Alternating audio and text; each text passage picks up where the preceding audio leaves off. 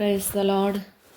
യെശയ്യാ പ്രവാചകൻ്റെ പുസ്തകം 60-ാം അധ്യായം അതിൻ്റെ 1 മുതൽ 22 വരെയുള്ളതായ വേദവാക്യങ്ങൾ.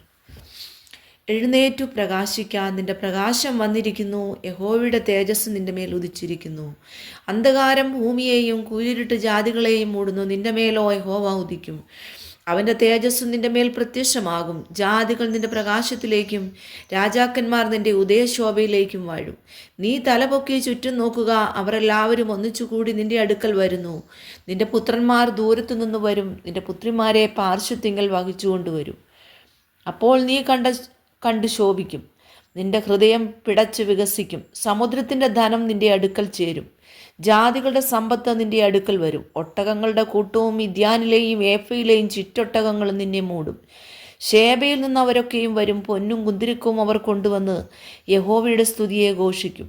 കേദാരിലെ ആടുകളൊക്കെയും നിന്റെ അടുക്കൽ ഒന്നിച്ചു കൂടും. നബായോത്തിലെ മുട്ടാടുകൾ നിനക്ക് ശുശ്രൂഷ ചെയ്യും. അവ പ്രസാദമുള്ള യാഗമായി എൻ്റെ പീഠത്തിന്മേൽ വരും. അങ്ങനെ ഞാൻ എൻ്റെ മഹത്വമുള്ള ആലയത്തെ മഹത്വപ്പെടുത്തും. മേഘം പോലെയും തങ്ങളുടെ കിളിവാതിലുകളിലേക്ക് പ്രാവുകളെ പോലെയും പറന്നു വരുന്ന ഇവർ ആർ? ദൂരത്തുനിന്ന് നിന്റെ മക്കളെ അവരുടെ പൊന്നും വെള്ളിയുമായി നിന്റെ ദൈവമായ യഹോവയുടെ നാമത്തിനും അവൻ നിന്നെ മഹത്വപ്പെടുത്തിയിരിക്കൊണ്ട് ഇസ്രായേലിൻ്റെ പരിശുദ്ധ ദ്വീപുവാസികളും തർശീഷ് കപ്പലുകൾ ആദ്യമായും എനിക്കായി കാത്തിരിക്കുന്നു. അന്യജാതിക്കാർ നിന്റെ മതിലുകളെ പണിയും, അവരുടെ രാജാക്കന്മാർ നിനക്ക് ശുശ്രൂഷ ചെയ്യും. എൻ്റെ ക്രോധത്തിൽ ഞാൻ നിന്നെ അടിച്ചു എങ്കിലും എൻ്റെ പ്രീതിയിൽ എനിക്ക് നിന്നോട് കരുണ തോന്നും. ജാതികളുടെ സമ്പത്തിനെയും യാത്രാസംഘത്തിൽ അവരുടെ രാജാക്കന്മാരെയും നിന്റെ അടുക്കൽ കൊണ്ടുവരേണ്ടതിന് നിന്റെ വാതിലുകൾ രാവും പകലും അടയ്ക്കപ്പെടാതെ എല്ലായ്പ്പോഴും തുറന്നിരിക്കും. നിന്നെ സേവിക്കാത്ത ജാതിയും രാജ്യവും നശിച്ചു പോകും. ആ ജാതികൾ അശേഷം ശൂന്യമായി പോകും. എൻ്റെ വിശുദ്ധ മന്ദിരമുള്ള സ്ഥലത്തിന് ഭംഗി വരുത്തുവാനായി ലെബാനോൻ്റെ മഹത്വവും സരളവൃക്ഷവും പൈനും പുന്നയും ഒരുപോലെ നിന്റെ അടുക്കൽ വരും. അങ്ങനെ ഞാൻ നിന്റെ പാദസ്ഥാനത്തെ മഹത്വീകരിക്കും. നിന്നെ ക്ലേശിപ്പിച്ചവരുടെ പുത്രന്മാർ നിന്റെ അടുക്കൽ വണങ്ങിക്കൊണ്ടുവരും. നിന്നെ നിന്ദിച്ചവരൊക്കെയും നിന്റെ കാൽ പിടിച്ച് നമസ്കരിക്കും.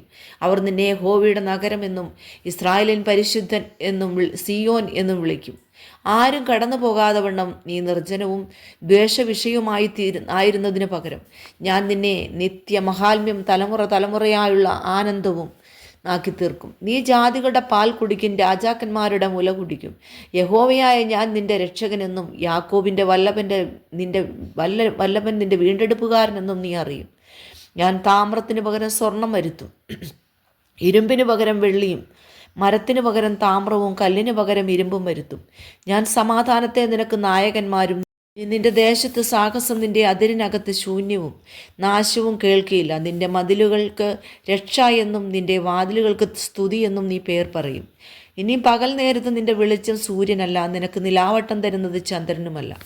യഹോവ നിനക്ക് നിത്യപ്രകാശവും നിന്റെ ദൈവവും നിന്റെ തേജസ്സുമാകുന്നു. നിന്റെ സൂര്യൻ ഇനി അസ്തമിക്കുകയില്ല, നിന്റെ ചന്ദ്രൻ മറഞ്ഞു പോകുകയുമില്ല. യഹോവ നിന്റെ നിത്യപ്രകാശമായിരിക്കും. നിന്റെ ദുഃഖകാലം തീർന്നു പോകും. നിന്റെ ജനമൊക്കെ നീതിമാന്മാരാകും. ഞാൻ മഹത്വപ്പെടേണ്ടതിന് എൻ്റെ നടുതലയുടെ മുളയും എൻ്റെ കൈകളുടെ പ്രവൃത്തിയുമായിട്ട് അവർ ദേശത്തെ സദാകാലത്തേക്ക് കൈവശമാക്കും. കുറഞ്ഞവൻ 1000-ഉം ചെറിയവൻ മഹാജാതിയുമായി തീരും.